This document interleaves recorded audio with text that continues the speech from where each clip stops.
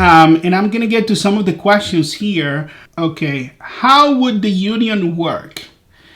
I would like this question to be a little more specific, but I think I have answered a little bit of that question. And the way, the basic concept of the union is, take, for example, Washington Interpreters. We have formed Washington Interpreters. We registered with the Secretary of State. The purpose is for Washington Interpreters to represent L&I Interpreters. We have filed for the election. Now, if we win, the way it would work is we have to get together. All interpreters, hopefully L&I Interpreters, will become members, okay? You need to have your say onto what you want in that contract, what benefits we should be fighting for. We have an idea, but we want everybody to get involved because you are the workers, we are the workers. We need to get together and get those ideas from you. We put it on a contract, we negotiate with the state. It's as simple as that. It doesn't have to be complicated. It's not rocket science. You don't need professional staff, like WFSE says, to run a union. You only need the workers with the experience they have in their industry. By the way, we're professionals. We're not just bragging about the titles that we have because they're not relevant to the profession that we have, by the way. But that's the gist of it. It doesn't have to be complicated. Now, another question that I have here is, how are you going to help with no-shows or late cancellations? And that's a really good question. Look, it's not about how are we going to help. After what I just said and explained, it's about how we are going to get together, form bargaining teams, and demand the state, look, you have this amount of money. Joe Sachs, the director of L&I, has said repeatedly to us, and they have bragged about this, the interpreting budget is very minute. It doesn't hurt them. And they have had surpluses, a surplus of money. So they're not really hurting for money. The problem with the other union, and I'm going to get into the late cancellation and no shows. The other union, WFSE, for their DSHS interpreters, they have promised the same old tired benefits. You're going to get no shows and late cancellations. But what they do is they remove the mileage and all that. You know why that happens? Because we have explained it many times before. When they sit with the healthcare authority or the government hands them a budget. This is the allocated money for the interpreters. You shuffle it and distribute it how you want it, but you won't get one more penny. So when you hear they got a raise for 7 cents, they didn't get any more money. Look out for what they took from what you already had. They had to take something in order to appear to have given you something new, because they never get more money than what they had before. That's the trick. That is the trick. It is a scam. So how are we planning to deal with that? By not capitulating to the state, okay? First of all, we need our mileage back, because for years, we had mileage, and L&I never complained about interpreters driving far distances. L&I never complained about that. Did they have interpreters abusing the system here and there? Yeah, but they dealt with those, took them to court and stuff like that. But they never complained about having to work so hard to pay for mileage. No. The other union swooped in, and now we have no mileage, magically. So first of all, we need to get that mileage, okay? Then we have to get paid for no-shows and cancellations. We have to do it as a union. But you know another important thing, in my opinion? Why is it that we have a limit of billing only 8 hours a day when we're not employees of the state? We're independent contractors, okay? We cannot have a limit. So that's one thing that I would like to do, and that's the way we would deal with getting no-shows and late cancellations. We need to have L&I accountable and not capitulate to them and say, hey, interpreters are valuable. We have a valuable service. We have to be able to confirm with the patients these appointments, so they're not just absent. And at the same time, if something happens, a late cancellation and no show, we have to be reimbursed for that 100%. They have the money. They've said it before. There is no way we should accept less than that. The other unions, anyway, they don't do that. They only promise. What if L&I would not leave interpreting works? Well, it's not so much about L&I leaving interpreting works. They have a contract with interpreting works that, by the way, that contract will expire next year by April, from what we understand. It's only a 2-year contract, okay? And so they would have to go through a bidding process again, from what we understand, okay? So that's the thing. We have another comment right here. But they would have to do another request for proposals. They would have to choose another company, do a whole bidding again. And if Interpreting Works wins again, they would win. Now, if we win, we have to ensure that the process is going to be fair, because the way this Interpreting Works company got elected was really shady, from our opinion. You have a lot of qualified people, agencies that were overlooked. They were finalists. Why choosing companies that are out of the state? Okay? This Interpreting Works company, they have a local office in Seattle, nobody there to be found. Come on. Okay? They have to do better. Some interpreters believe that the best way to fix the problem is from within WFSE by joining them. Why interpreters think otherwise? Well, I'm so glad you asked that question. So, L&I Interpreters, let me ask you about this. Were you getting paid bi-weekly before Interpreting Works? Yes. Do you have the option to bill directly and get work from agencies? Yes. Okay. So, do you have mileage? Yes, you have mileage. Do you have options to work 20, 30, 40 hours through an agency or by yourself, or a combination of both? Yes, you had, of course. So the other union, for more than 10 years, plotted and executed their plan to infiltrate the industry without being the union representing L&I interpreters. They took those choices away from you and your mileage. And some WFSE interpreters think that we have to fight from within.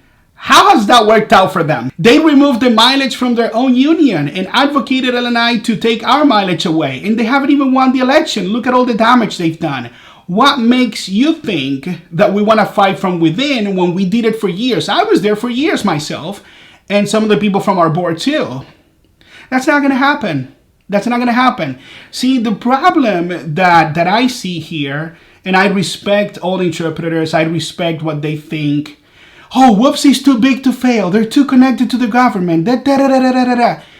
Nobody does the research. A lot of people like to complain about the state of things. But now that we have a union here, Washington Interpreters, challenging them, okay, giving them a run for their money, fighting for representation in the election first, this is the chance to get rid of them. You have some other people, some other unions that have tried, like the Interpreters Rising, they couldn't get on the ballot, okay? So they're not here. You have some other people say, vote no union, so we try with another union later. All other unions have a contract with the AFL-CIO, the Washington State Labor Council, or WFSE, or ACME International, not to compete with each other. Don't be bamboozled. This is it, okay? So no, we're not going to fight from the inside, because we did that for years, and that never worked. WFSE has proven to all interpreters, DSHS interpreters and L&I interpreters alike, all together, they have proven to not care what you have to say. They have their formula, and we just proved it to you a few weeks ago with the Quan Tran article. Their own president says the staff council members are the ones making the decisions, not the executive board members, the interpreters.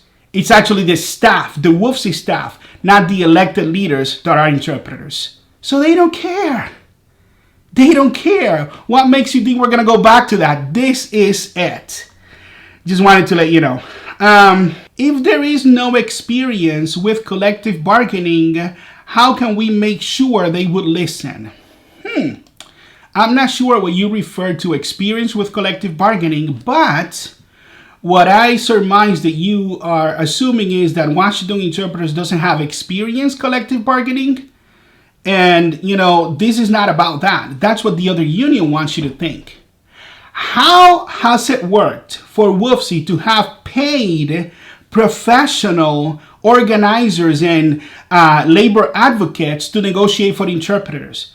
Their DSHS system was so bad, they were promising those interpreters L&I jobs after they messed it up, and they're messing up the L&I industry. So how has that worked out for them?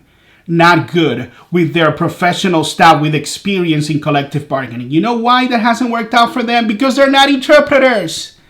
And the interpreters they have there, they don't listen to them. The staff is only there, they exist to make sure they get the most amount of people paying union dues so they could keep their jobs. I don't know how else I could put it to you, but that's the reality. So we don't need experience negotiating. We don't need experience collective bargaining. We have the experience of working in our industry, knowing what we need and the benefits that we deserve. That's the only experience that you need. Most unions are a racket, a scam. We want to be independent and do things differently. Don't fall for the okie doke. Don't fall for the words. They have no experience whatsoever. The only experience that they have, unfortunately, is tricking you guys into paying union dues. Enough of that. I just gotta say, enough. I know a lot of interpreters fight ULS a lot, but finally it works. It's unequal and fair for everyone. I don't know what you mean by that it finally works. When you don't have 100% payment for 100%, not 75, not 50, when you don't have 100% payment for no-shows and cancellations, late cancellations, when the mileage is prorated, when you don't have the mileage that you deserve and they cut it, I don't see how that works for everyone and it's fair. When you don't have enough appointments to make a living, in my personal opinion, I do not see how that's fair. I don't see it. So I respectfully disagree. It is not a fair system. That's why they were selling the L&I jobs to their industry, because it is not fair, by the way. I saw the article was from 2015. No, the article is not from 2015. Emails were sent in 2015 and 17 from Quan Tran to the Freedom Foundation, and we have more. We just haven't published. But let me tell you this. It doesn't matter. Those were the sentiments from their own president. They haven't said anything to you guys. The election is going to be done on Tuesday. Have they responded to you? No. Quan Tran, I don't know him personally. Quan Tran is a good guy from what I know. I don't have any problems with him. I actually applauded what he did, okay? Quan Tran was fighting from the inside. The point remains, for a long time, WFSE has been corrupted, and a lot of people have been fighting from the inside until they can find no more, or they're willing to be a puppet. I'm sorry. It's very hypocritical from Quan and some people. Oh yeah, they were racist, but then they have a position, now they're good. Come on, don't fall for the okie doke. I'm gonna go to that screen share right here. Look, these are the emails from Quan Tran, okay? 2015 and 2017. He's telling you right there, okay? They tout democracy. But the executive board members, elected interpreters, they have not the expertise and they cannot decide anything. They assist staff, and the staff manipulates these committee members into virtually making all decisions. And these are the actual emails. So you see right there. Okay, so give me a break. Okay, it doesn't matter if he said it in 17, 15, 2020. The truth remains. He's letting you know there. They probably are talking to you privately, denying all of this because that's what they know. It's funny how they wanted to smear my name in Washington Interpreters for going to get some help outside of WFSE. It's just ridiculous, right? So you could go to the article right there, the blog post. But going to the question about the Freedom Foundation that I just got right here, we just said it in the beginning of the live stream right here. We're not affiliated. We cannot pay dues to anybody. We're not following directives from the Freedom Foundation. They're just an organization that was willing to give us some assistance with flyers, some other stuff. They're not telling us what to do, and our bylaws protect our organization from joining anybody else. So it's what they have done, though. I don't care about their political affiliations, beliefs. That's not what we care about them. What they have done is they have helped workers to form independent unions. And as you can see right here, you could read it yourself. They assisted these 120 teachers and employees from the Leroy School District in Central Illinois to part ways with the National Education Association and form an independent, unaffiliated union to represent their interests at the bargaining table. Look at the last paragraph. We're positively thrilled, it says right here, positively thrilled to be able to have our own independent union, said Nicole Gaddis, a 7th grade literacy teacher in Leroy who spearheaded the effort, and others. And so that's the only relationship that we have with the Freedom Foundation. If they want to assist us because we're not getting money from anywhere, if they want to assist us with some assistance, some flyers, we're not going to say no. We're trying to beat WFSE, the union with, a lot of money and a lot of propaganda and abuse of power. So yeah, that's pretty much, this is part of our presentation for those that attended the Zoom meeting, okay? You could see the bylaws from Interpreters United. They don't represent L&I Interpreters. And the WFSE Council, they only represent local unions. All of that information, we've said it ad nauseum. And right here, you see it again. 68% of WFSE paid staff employees, they get the union dues from Local 1671. Only 8% goes to Interpreters United. Guys, we could go on and on and on about this. I only have 4 more minutes. But what I wanted to do is show you this. I'm getting a question here about the vote. Okay, let me go there. So you can vote using the phone number 866-211-0794. Okay, we are the first option, WA Interpreters. We wanted to sound Washington Interpreters, but they couldn't get it to do it that way. Fine, we'll address that later. But we're the first option, WA Interpreters. If you have not gotten your ballot, call PERC at 360-370-2220. And if they do not answer, leave a voicemail with your name and last name, okay? Your whole name and phone number. They'll call you back to ask you a couple of questions and give you a PIN number, okay? So please, what we're asking you right now is to give us a chance, okay? We're the new kids on the block, new kids, we've been here forever, but we're the new union. Like Quan Tran said, they had never been challenged before. They have been entitled to their own devices, okay? They have been entitled for so long, okay? They had not had any competition. And I'm gonna show it to you right here in the couple of minutes that we have left. The first paragraph right there says, like I told you in our conversation yesterday, the unions, WFSE in particular, had not ever been challenged in the past by any forces, so they never had to prove their worth to their members. Bullying, racism, nepotism, corruption, and other illnesses are the result that the membership has to suffer. For goodness sake, this guy in the last paragraph is helping this guy from the Freedom Foundation to get some members to opt out. I mean, if you want to be blind to that fact, be my guest. We only provide you with the evidence, and you do what you will with that. And so come Tuesday, there is going to be a union. There is no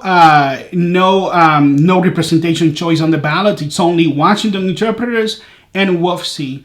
What we want you to do is to please give us a chance. We have prepared the bylaws. We have structured this union so everybody has a chance to come, help us be a leader, directly amend bylaws. We have read the article.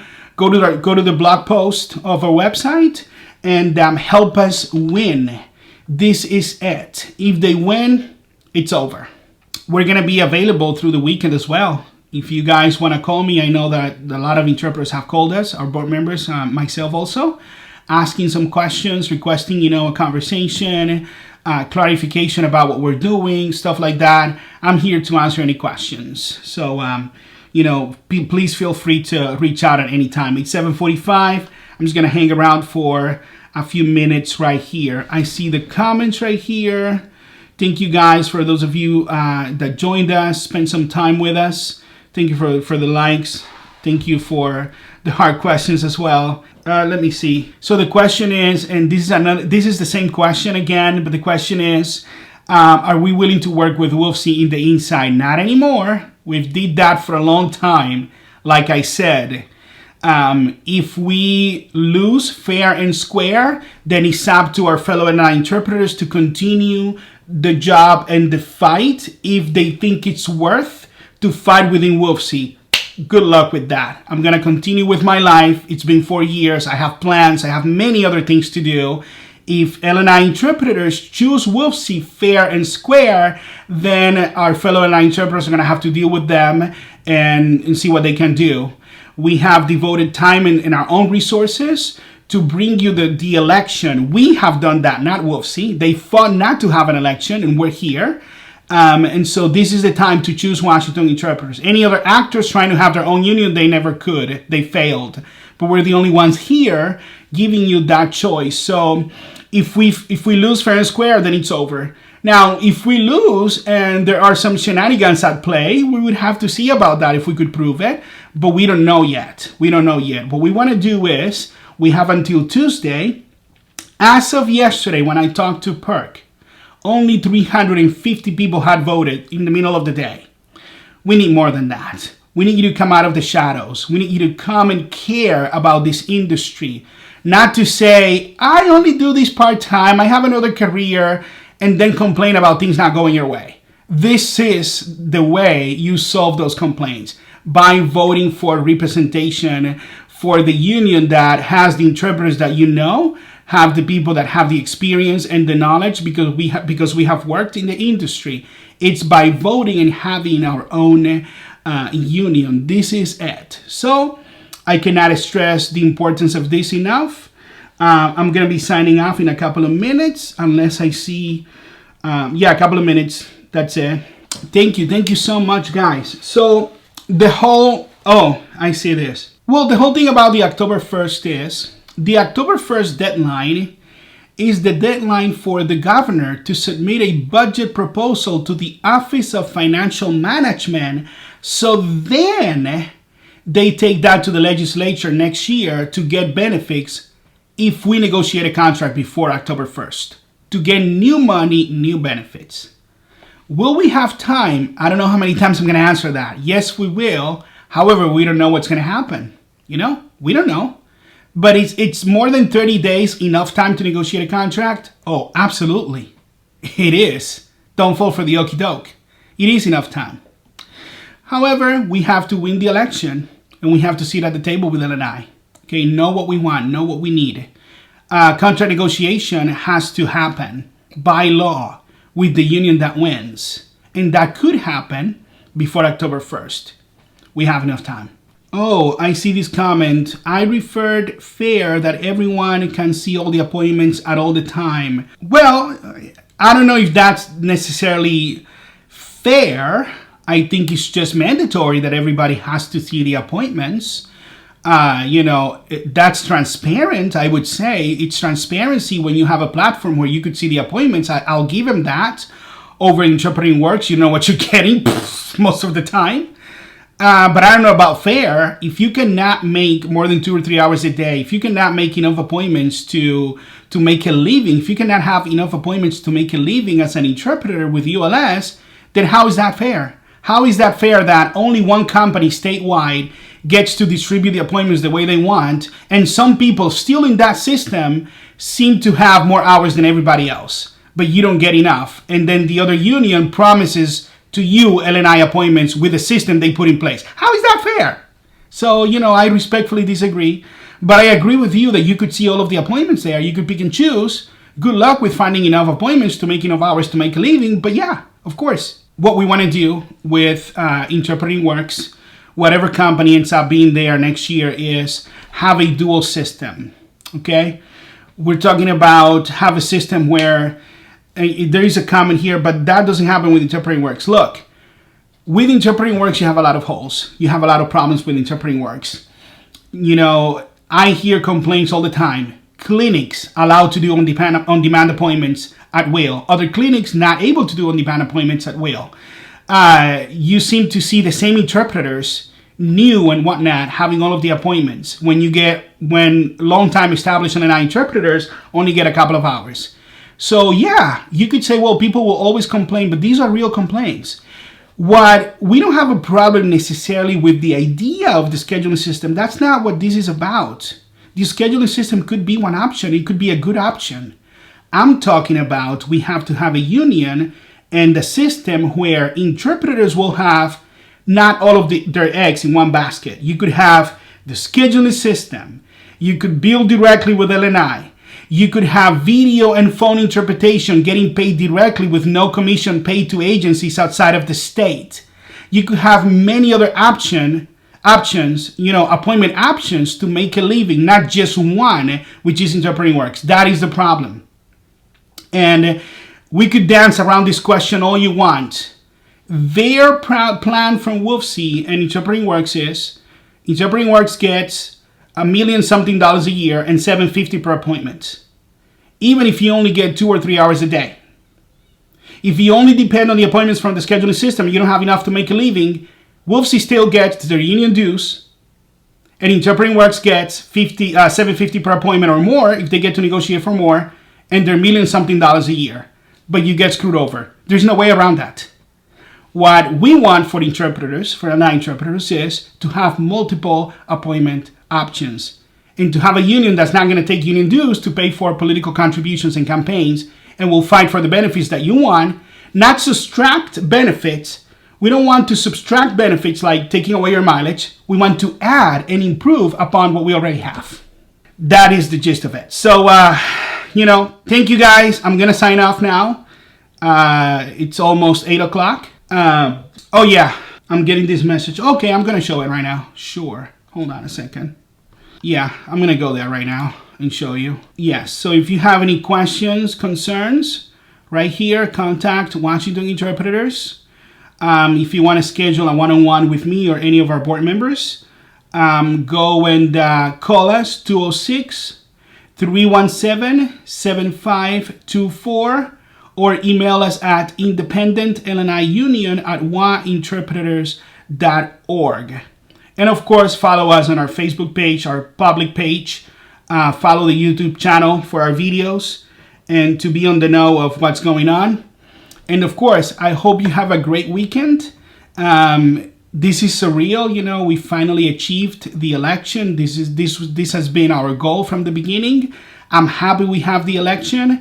Of course, we want to win, but whatever happens, interpreters, L&I interpreters, now we have the chance to choose the union that's going to be there representing us. Hopefully, you make the right choice. We believe Washington Interpreters is the right choice. Please give us a chance. Vote for us. Have a good night and have a great weekend. I'll see you later.